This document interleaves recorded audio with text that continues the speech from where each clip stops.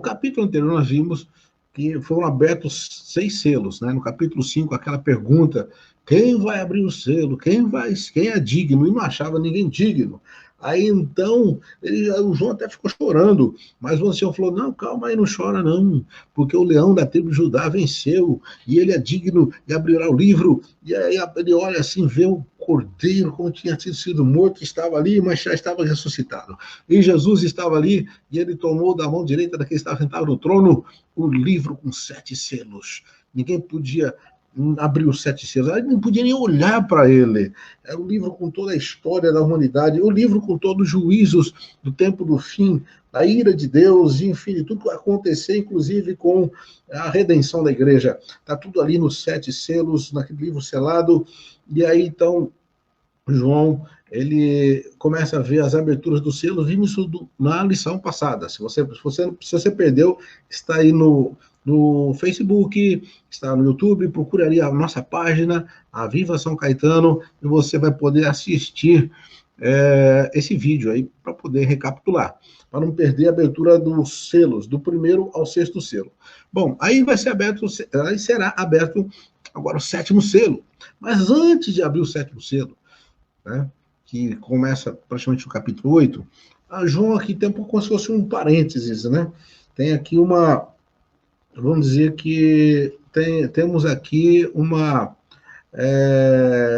pequena, uma breve interrupção, né?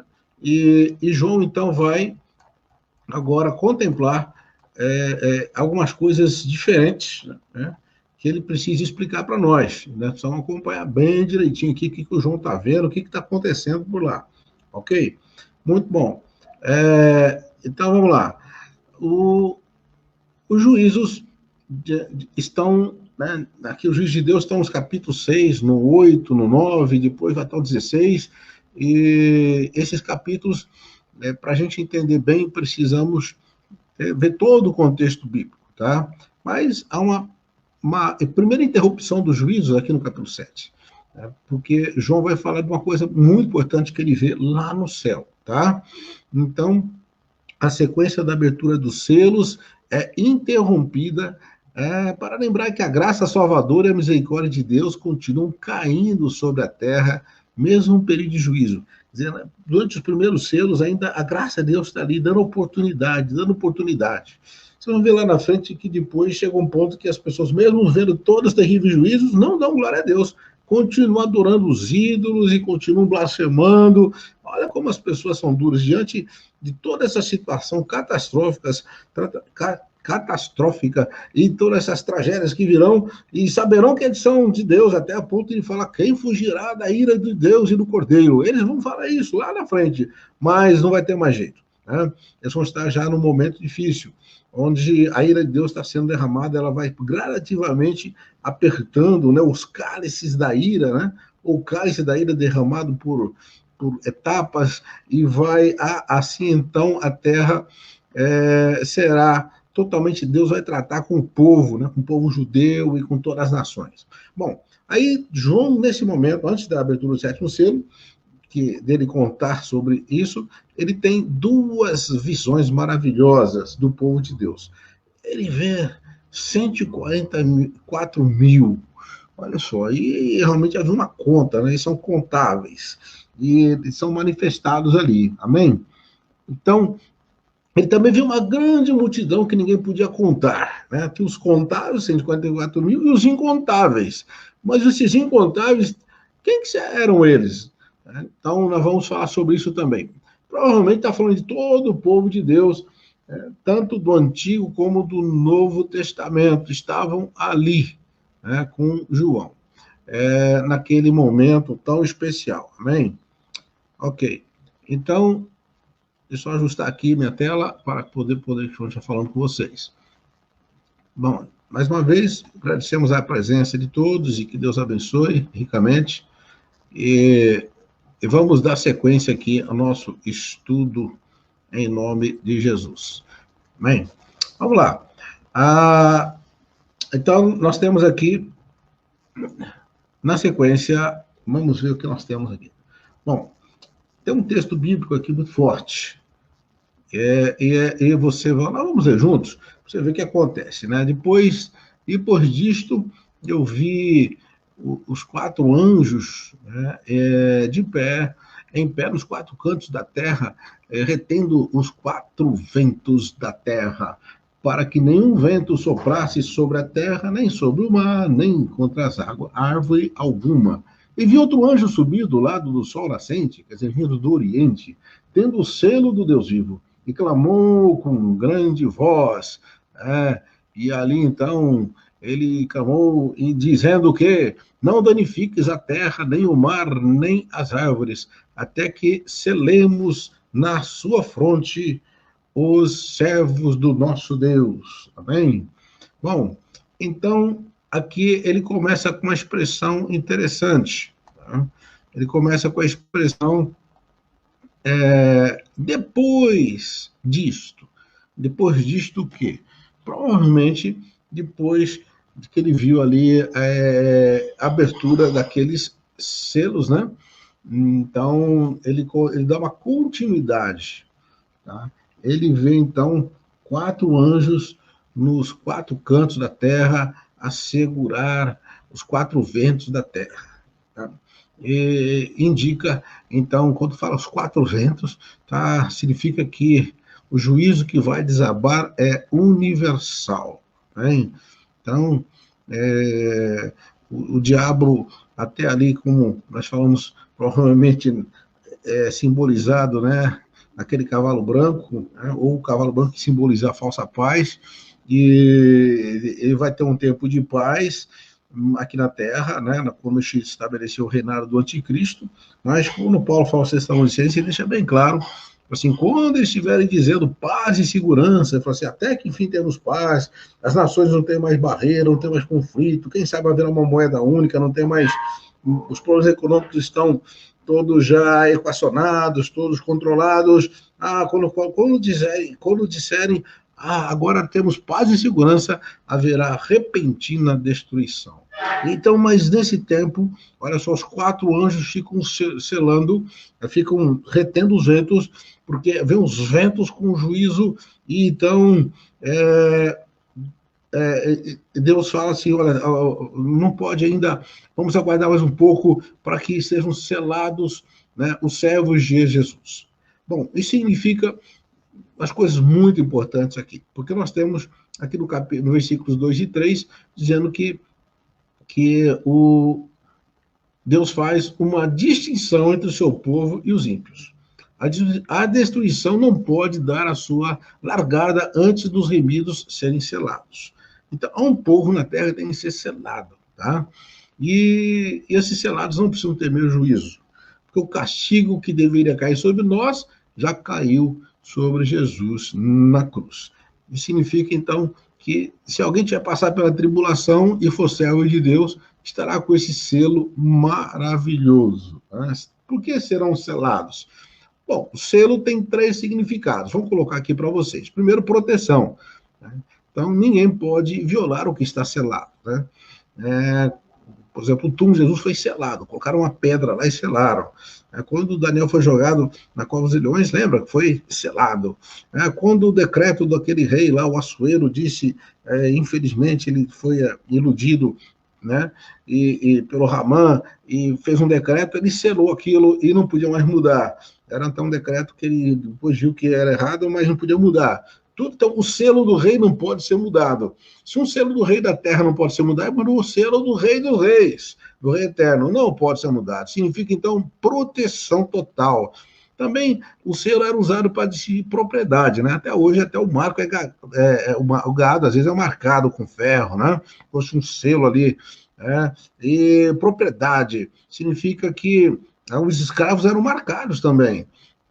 Então, e quem violava esse escravo marcado estava, na verdade, ofendendo o seu dono, né? Porque o selo dava essa garantia de propriedade, que aquela pessoa, mesmo sendo escravo, tinha um dono. Então, alguém tivesse que tratar com ele, tinha que tratar com o dono, não com ele. Então, assim, o povo de Deus, Satanás não pode mais afetar, porque está selado. Também quer dizer genuinidade, quer dizer, não pode ser adulterado, não pode ser mais mudado. Aquilo que foi selado é genuíno, é verdadeiro. Significa que assim são as marcas do povo de Deus. Né? Estamos protegidos, somos sua propriedade, assim, inclusive propriedade especial de Deus, povo santo, né? Nação santa, povo adquirido, propriedade peculiar de Deus e reino sacerdotal.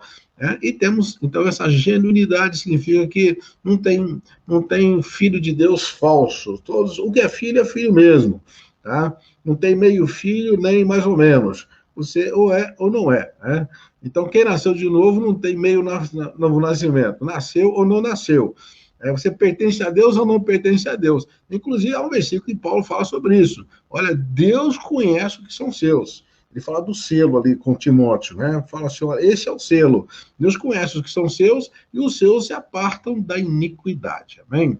Bom, nós temos aqui também uma coisa interessante que Deus livra o seu povo na tribulação e não da tribulação. Quando Jesus falou, olha, no mundo tereis aflições, mas tem de bom ânimo. Ele está dizendo assim, olha, vocês vão passar por muito problema.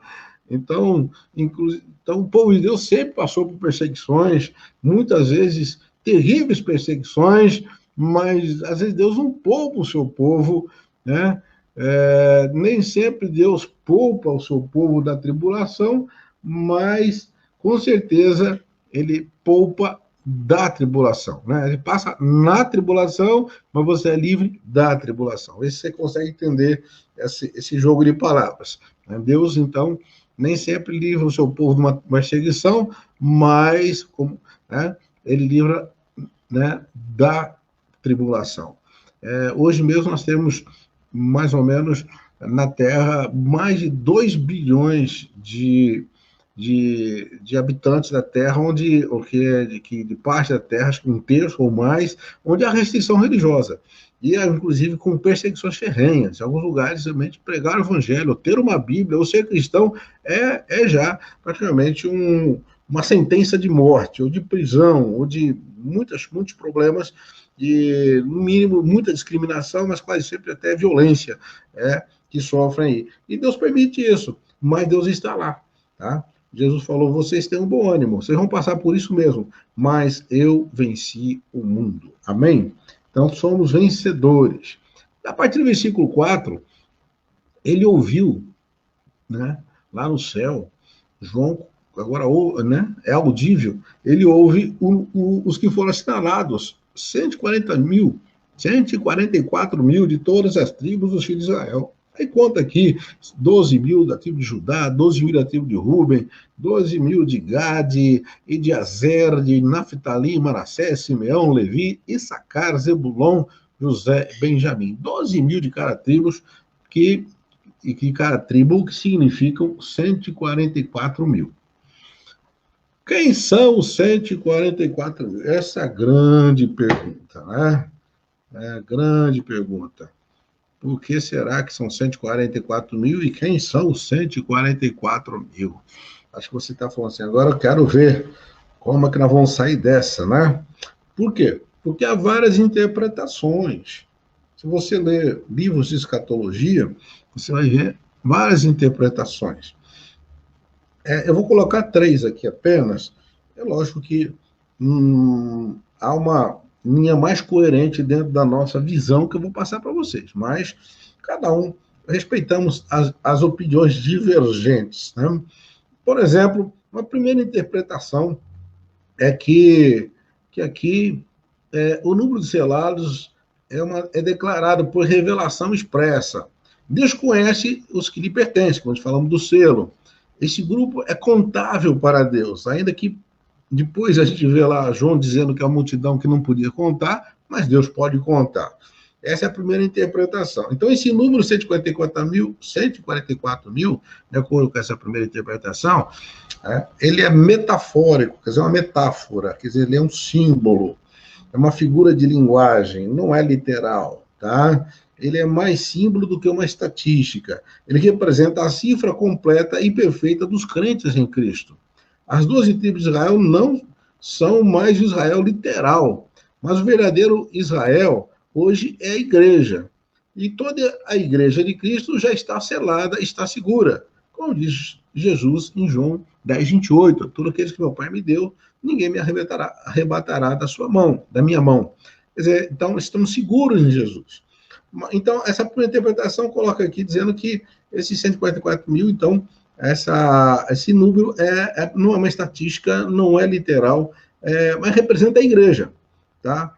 De todos os tempos. E aqui uma série de outras justificativas para que eles, então, porque eles creem assim, então eles acabam, se você quiser, tiver interesse nessa interpretação, você pode buscar alguns livros de escatologia, né, que é a doutrina dos últimos tempos, e você verá. Bom, vamos citar uma outra interpretação que é muito citada, né? Principalmente essa é defendida pelos testemunhos de Jeová, que é uma seita herética, quer dizer, eles são hereges para nós porque não creem no evangelho puro como nós cremos. Mas entendem que a igreja vai morar no céu, essa igreja que vai morar no céu limita-se apenas ao número de 144 mil, né? E que os demais, que mesmo serão salvos, verão essa parte da igreja, ficarão aqui na terra sob o domínio de Cristo e desses 144 mil que estarão no céu. Então, eles são muito categóricos, muito enfáticos, né, e radicais nessa interpretação. Se você falar com o Cristiano, vai falar, não, você não vai para o céu, só se fizer parte dos 144 mil, né, porque lá está escrito, eles pegam o versículo e citam um texto. Bom, sobre a interpretação de texto, eu quero dizer para você, então, como é que você pode ter mais segurança na interpretação do texto. Algumas regras, vamos dizer assim, áureas da interpretação, né? A ciência da interpretação chama-se hermenêutica, tá? Então, não só os teólogos, mas advogados e, enfim, todos que trabalham com textos, que têm que interpretar textos, usam essa técnica, vamos dizer assim, da hermenêutica. Existe a hermenêutica bíblica. Então, dentro da hermenêutica bíblica, nós temos algumas regras, são chamadas regras áureas da hermenêutica. A primeira delas é que a Bíblia interpreta a própria Bíblia. Tá? Significa que, quando você precisar justificar uma doutrina que precisa recorrer a um outro livro, ou uma visão que alguém teve, uma revelação que alguém teve, e que não está na Bíblia, então essa doutrina não é confiável, porque a Bíblia interpreta a própria Bíblia. Essa é a primeira grande regra áurea da interpretação. Segunda grande regra é que nenhuma doutrina ou nenhuma verdade pode ser afirmada ou confirmada simplesmente usando um texto bíblico. Você não pode pegar um texto isolado e em cima dele estabelecer uma doutrina. Tá? Então, nessa regra, quer dizer que você tem que olhar o contexto. Então, nós temos um contexto próximo, chamado quais os versículos que estão em torno daquele texto que você está citando. E nós temos um contexto remoto, quer dizer, quais são os outros versículos na Bíblia, de todos os outros textos, que têm relação com esse texto que você está citando, que você está estudando, e como se harmoniza, porque a Bíblia não se contradiz, tá? Então, essas são, você tem um contexto próximo, você tem um contexto chamado remoto, aqueles mais outros textos mais distantes daquele que está ali. Você tem também o contexto histórico, você tem o contexto cultural, você tem o contexto geográfico, você tem toda a questão são vários contextos para você falar assim, bom, essa interpretação é segura. Então, nesse segundo ponto aqui, os testemunhos de Jeová, infelizmente, por mais que eles queiram enfatizar, mas eles vão colidir com outros textos bíblicos, tá? Então, eles pegam só um e ficam batendo naquele, mas se você harmonizar o que eles estão citando, tentar harmonizar com outros textos, não vai bater. Então, cuidado, tá? Essa doutrina não é confiável. Por quê? Vamos ver aqui uma terceira interpretação que nós consideramos mais coerente, é que estes são realmente israelitas. Porque está com o versículo 4, de todas as tribos de Israel. Ainda que lá na primeira interpretação fala, mas Israel, agora Israel é a igreja. Então, mas aqui nós estamos falando que a igreja, o tempo da igreja termina com o arrebatamento. A partir daí, a igreja, então, já está no céu, tá? A igreja arrebatada, aquela noiva preparada, lembra na parábola das virgens? Fala, algumas estavam preparadas para o noivo e outras não tinham azeite suficiente na lâmpada, chamadas as virgens loucas, ou imprudentes, ou insensatas. Tá? Então, temos as virgens prudentes, essas já estarão no céu. E vai ficar uma parte aqui ainda para uma segunda oportunidade. Mas, aí, nesse tempo, Deus vai tratar especialmente com Israel. Tá? Então, quando você lê Daniel, lá em Daniel, a partir do capítulo 7 ao capítulo 12, é todo profético. Ele está falando a respeito do fim. Até o capítulo 6 conta, é mais histórico, tá? Mas até do capítulo 7 ao 12 é totalmente profético. Aliás, é impossível você interpretar Apocalipse sem ler Daniel 7 a 12 e muitos outros textos. Nós estamos falando que há mais de 200 citações diretas ou indiretas do Velho Testamento dentro do Apocalipse. Tá? E muitas delas estão ali praticamente conectadas com Daniel. Então, quase que explícitas, né?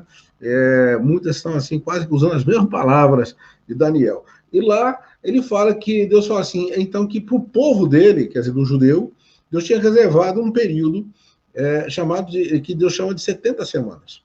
E essas 70 semanas, depois nós vamos entender pela própria história e pelo desenrolar da história, que não eram 70 semanas de dias de 24 horas, mas cada semana correspondia a 7 anos. Então, 70 semanas, estava falando de 490 anos. E diz que, então, que haveria a última semana, a penúltima semana, terminaria com a morte de Jesus. Diz assim, o Messias vai ser sacrificado. Tá? Aí depois há uma interrupção, porque fala, bom, aí começa a 7ª semana, né, quando o anticristo se assenta né, ele se manifesta, e aí então esse anticristo, de acordo com as profecias, conforme as características descritas no livro de Daniel, ele simplesmente não aparece na história. Então, para dar a entender que a história das 70 semanas, ela é interrompida, leva até a 69ª, e aí para. E aí começa um tempo chamado Tempo dos Gentios, né? O tempo da igreja. Né? E até que Jesus falou assim, Jerusalém será pisada pelos gentios até que o tempo dos gentios se complete. Está dizendo, o tempo dos gentios também é limitado. O tempo da igreja é limitado. Então, estamos dizendo aqui que aí, quando os tempos gentios, a igreja é retirada. Tanto que a partir do capítulo 4 de Apocalipse, acho que até o 19, não se fala mais na igreja. Tá? Ela está lá no céu, representada por 144 mil e por todos os outros ali, pelos redimidos, pelas almas decapitadas que estão embaixo do altar, essa grande multidão que vem na grande tribulação, mas você pode ver que Deus está tratando esses 7 anos principalmente com Israel. Tá? Então dá a entender que esses realmente são israelitas. Tá? E para completar aquelas 70 semanas, que são 7 anos que corresponde à grande tribulação. E o que vai acontecer nesses 7 anos? Né? Nós vamos ver aqui logo mais alguns detalhes. Bom, e também fala que esses 144 mil são homens, tá? Não fala aqui de mulheres, fala que são homens. Então, como pode ser igreja? A igreja realmente ela é formada por homens e mulheres. Então, são vários argumentos que dá para entender que é mais confiável você realmente aceitar essa interpretação literal, que são israelitas. Né? E alguém fala, mas essas tribos já foram extintas. Há outros argumentos também contra, lógico, né? Mas Deus vai selar as pessoas e sabe a origem de cada um. E como vai ser isso é um mistério também. Mas só diz aqui, no texto diz que estão 144 mil judeus, israelitas, que estarão ali, né? São israelitas, das tribos de Israel. Tá? Falei judeus, mas o certo aqui é falar tribos de Israel. Então, vamos lá. Essa é a interpretação que eu creio que você pode guardar mais como mais segura, vamos dizer assim, tá? Seguindo aqui, quer dizer, depois que ele viu que os 144 mil, o céu é recheado de mais gente, é preenchido. Ele falou assim, depois dessas coisas, quer dizer, coloquei os 144 mil e descreve um pouco sobre as características deles, depois dessas coisas, que há uma sequência, ele fala, eu olhei, eis uma grande multidão, tá? Então, note que João está explicando a visão, ou pelo menos descrevendo o que ele estava vendo, porque ele recebeu esse comando: ó, tudo que você vê, escreve. Tá? Então, ele está detalhando tudo que ele viu aqui, amém? Tá? Você não pode perder o que João viu. O que ele viu? Depois dessas coisas, olhei, eis uma grande multidão que ninguém podia contar. Olha só, não era só judeus, não eram só israelitas, de todas as nações, tribos, povos e línguas que estavam em pé diante do trono e na presença do Cordeiro, trajando compridas vestes brancas e com palmas nas mãos. Amém? Olha só, uma grande multidão que ninguém podia contar, de todas as nações, povos, línguas, tribos, etc. Tudo, todos estavam lá, essa multidão. E ele fala assim: ninguém podia contar. Porque, na verdade, humanamente, dava para contar a muita gente. Tá? Quem seriam essas pessoas? É interessante que no céu tem muito diálogo, né? Alguns até meio provocativos, porque um dos anciãos chegou por João, acho que só para mexer mesmo com ele, né? Sabe quando você faz aquela pergunta que a pessoa não tem resposta, mas você já tem a resposta? Você pergunta só para poder deixar ela mais, assim, fazer ela pensar e ela entender melhor o cenário. Sabe olha o que acontece? Um dos anciãos, daqueles 24 anciãos que nós já falamos, me perguntou: esses que trajam as compridas vestes brancas, quem são eles? De onde vieram? Eu respondi: meu senhor, tu sabes. Olha só, ele falou: bom, eu estou diante de uma pessoa que sabe as coisas, aí perguntando, eu não sei. Disse-me ele, aí ele responde: estes são os que vêm da grande tribulação e lavaram as suas vestes e as branquearam no sangue do Cordeiro. Amém? Glória a Deus. Olha só que coisa linda, tá? Agora temos a explicação dessa grande multidão que vem de todos os povos, tribos, línguas e nações. Amém? Bom, aí então temos aqui o resultado, né, do ministério 144.000 que vão proclamar o evangelho eterno. Tá? Hoje estão falando do evangelho do reino. Né? O evangelho do reino será pregado em todas as nações, então virá o fim. É o fim de uma era. Aí começa um outro, que vocês vão ver lá na frente, dentro do Apocalipse, que fala assim, o evangelho eterno. Mas eles vão pregar, eles estão selados, então eles não podem ser tocados pelo diabo, não podem ser destruídos. Toda a igreja ali vai morrer. Nós vamos ver que ninguém vai escapar. Os santos vão perecer, infelizmente, na grande tribulação. Então, vemos aqui então um outro grupo completamente diferente dos 144.000, que eram israelitas. Vai falar aqui de todos os povos, tribos, línguas e nações. E ninguém podia contar. Tá? Então, mostra aqui que o ministério dos 144.000 produz um grande resultado. Tá? Então, o ministério é o fruto de uma grande multidão que ninguém podia contar. Amém? Tá? Então, nós temos. Alguns falam assim: será que serão salvos na grande tribulação? Haverá salvação? Né? Outro dia, até conversando com o pastor, ele começou exatamente com essa questão. Ele até tinha uma posição naquele momento, depois, não sei se mudou de ideia, depois daquela conversa. Ele achava que não, depois do arrebatamento não tem mais salvação. Quem ficou para trás ficou, acabou. Só alguns judeus serão salvos, mas esses gentios não. Mas aqui diz que virão de todos os povos, tribos, línguas e nações da grande tribulação, tá? Aí muitas pessoas ficam preocupadas, né? Será que realmente vai ter salvação? Sim. Haverá salvação? Sim, tá? Mas se o Espírito Santo vai com a igreja, como haverá salvação durante a tribulação? O Espírito Santo saiu da terra? Como que é esse negócio? Bom, de modo nenhum, tá? É bom isso ficar bem claro. A Bíblia não diz que o Espírito Santo sai da terra, tá? Diz apenas que termina uma etapa do ministério do Espírito Santo aqui, até porque ele já estava na terra antes de Pentecostes. Lembra? Né? Então, bom, ele foi derramado sobre toda a carne no dia de Pentecostes. Né? Mas já estava aqui. Foi ele que convenceu lá o Abel, né, para crer em Jesus, ele convenceu Abraão, é o Espírito Santo. O próprio Davi, no Salmo 51, fala: Senhor, eu pequei muito, mas tem misericórdia de mim, não retire de mim o teu Espírito Santo. E diz que os profetas profetizaram pelo Espírito. Então, o Espírito Santo já atuava na terra.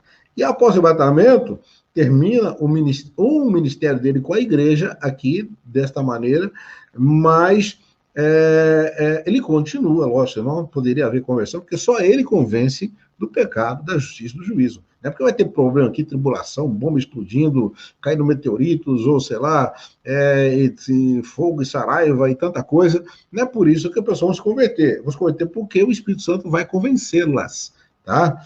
Bom, então o Espírito Santo, ele não sai da terra, né, de modo nenhum. O Espírito Santo, ele continua aqui, né, caso contrário, não haveria conversões.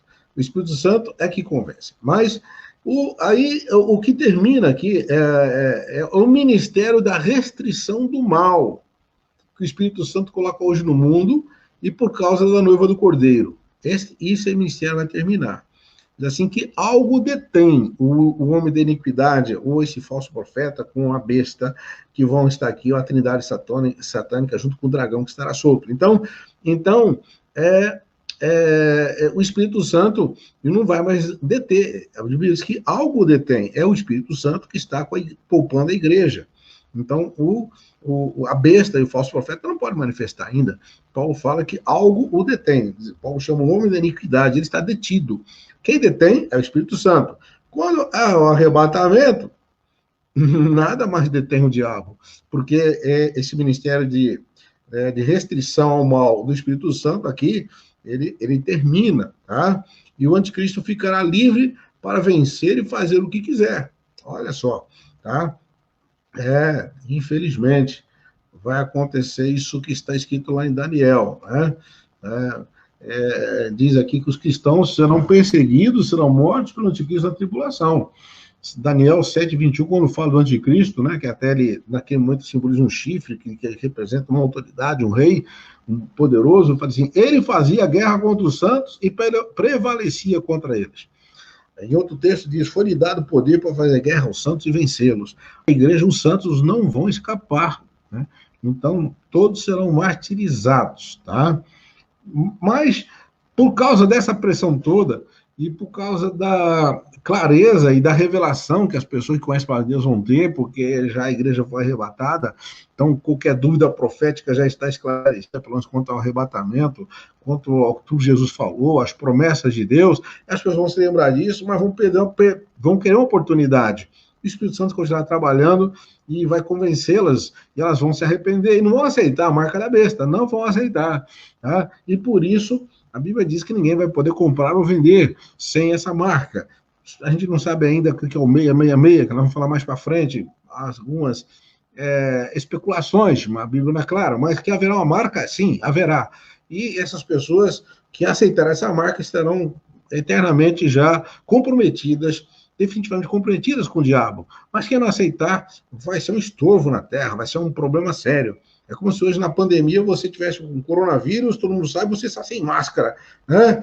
Perto das pessoas, uma multidão, você vai ser linchado até. Como é que pode? Você sabe que tem um coronavírus, você sabe que está contaminando, você está...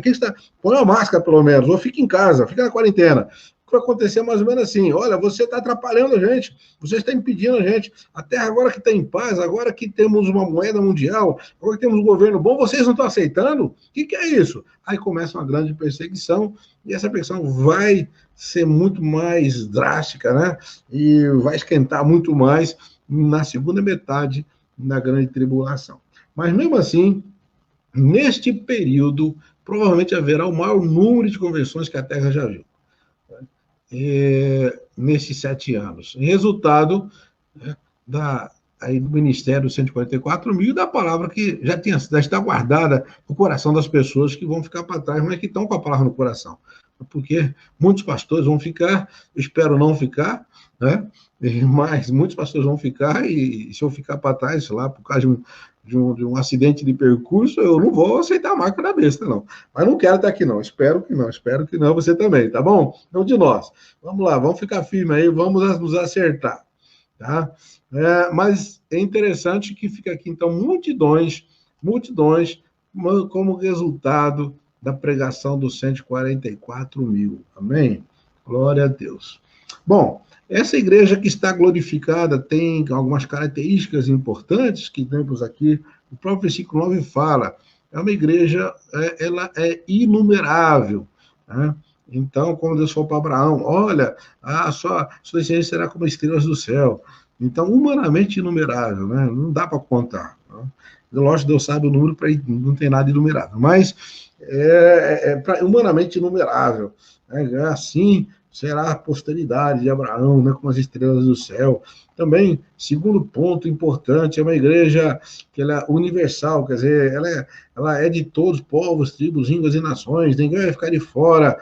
Olha a promessa de Abraão, em ti serão benditas todas as famílias da terra, quer dizer, é universal. Também é uma igreja honrada, estão diante do trono, estão em pé, significa que estão ali diante do Cordeiro, participando da honra de estar diante do trono, amém? Então é uma igreja pura, estão com vestes brancas. Por que ela está com vestes brancas? Porque branquearam as suas vestes no sangue do Cordeiro, amém? Aleluia. Também é uma igreja vencedora, né? Então temos aqui o símbolo da vitória. Ela pode ter perdido a vida física, mas não perdeu a vida eterna. Ela venceu, amém? Então, é uma igreja vitoriosa, está com roupa, aquelas palmas na mão, né? Antigamente, os exércitos romanos e gregos, os vencedores chegavam com alguns tipos de símbolos, eles eram palmas, né? Tinham também aquelas coroas de flores, então, assim, os vencedores. Então, João tem essa visão, porque até, acho que no tempo dele, esse era um símbolo de vitória de guerra, de vencedores das competições, né, atléticas, principalmente os vencedores de guerra, eles não traziam troféus de bronze ou de ouro, mas traziam alguma coisa que simbolizava a sua grande vitória, porque estão com palmas na mão. Uma igreja vencedora. Então, é uma igreja que temos no versículo 10, é uma igreja que tributa, né, a Deus toda a honra, toda a glória, canta, né? Símbolo da vitória, e está ali então agora festejando diante de Deus, e também se une a vozes angelicais. Aí os anjos vêm, acho que os anjos não aguentam ver aquele povo chegando, e estavam de lado, mas o pessoal vendo aquele cenário maravilhoso, os anjos também resolvem cantar junto com os redimidos, e a partir daí, juntos-se também com os anjos. Amém? Bom, essa igreja, qual a procedência dela? Bom, ela vem da tribulação. Paulo disse, em um dos textos dele, fala assim, olha, importa que através de muitas tribulações nós entremos no reino de Deus. E Jesus também não nos enganou. O que ele disse não nos iludiu. Ele falou, no mundo tereis aflições, mas a igreja é vencedora porque não há aflição para a igreja, não há perseguição para a igreja. Ora, o mundo pode restringir, maltratar o mensageiro, pode até matar o mensageiro, pode brecar o mensageiro, mas não pode matar a mensagem, não pode parar a mensagem. Então, os mensageiros são perseguidos, mas a mensagem continua. Paulo até falou, eu estou preso aqui em Roma, mas a palavra de Deus não dá presa. Amém? A igreja é vencedora porque tem a palavra. A palavra vai além, né, dos ministérios da igreja na terra. O missionário pode ser martirizado, mas a mensagem fica ali. Estevão foi apedrejado e morreu, mas quanta gente se converteu depois, inclusive o Saulo, né? O Saulo de Tarso que estava ali. A igreja, então, ela procede da grande tribulação. A igreja, então, ela será protegida. Temos aqui essa afirmação importante, que a igreja nem sempre é poupada da perseguição, mas ela é protegida na tribulação. Ela emerge do meio da tribulação como um povo selado e vitorioso. Quer dizer, ela surge do meio da tribulação. Quando você pensa que ela está acabada, que ela está derrotada, pelo contrário, ela se levanta ali com um povo selado e vitorioso para a glória de Deus. Amém? Temos aqui também, nesses textos finais do capítulo, a identidade da igreja.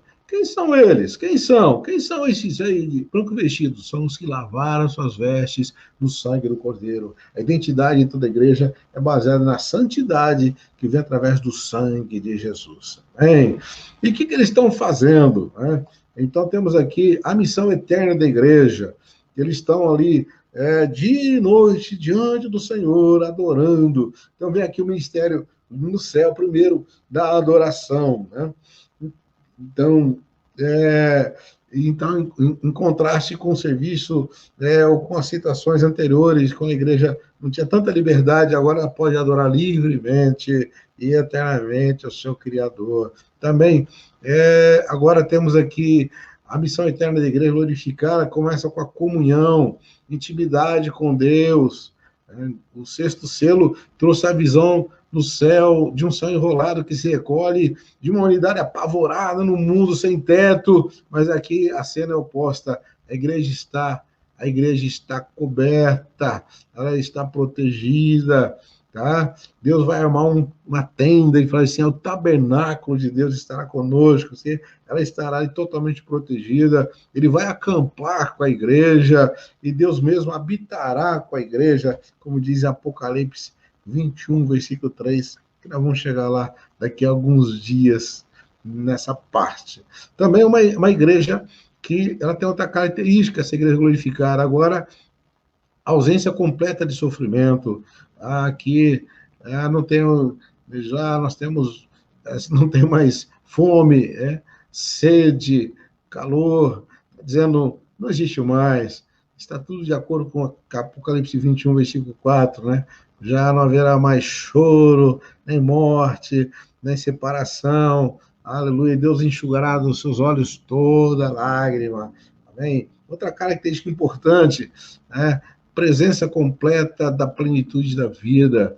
Olha, agora diz assim, o Cordeiro as apacentará, o Cordeiro as guiará às fontes da vida, a fonte que é Deus.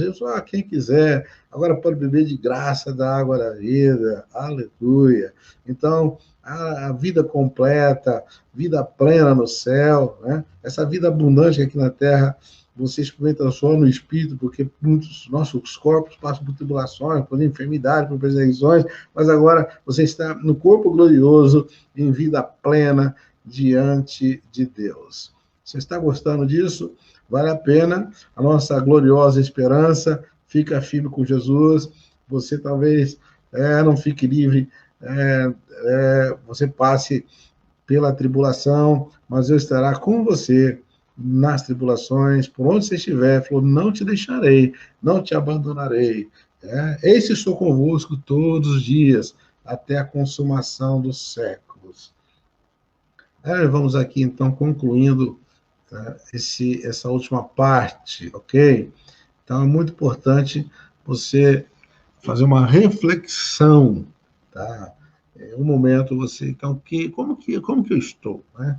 Como que é a minha situação? Inclusive, hoje, nós teremos à noite, quem quiser participar do culto da Ceia do Senhor, presencial, aqui na nossa igreja, na Rua Visconde 878, hoje, tá? Quem vai ver o vídeo depois, é lógico que essa informação já passou, mas é para quem está vendo ao vivo.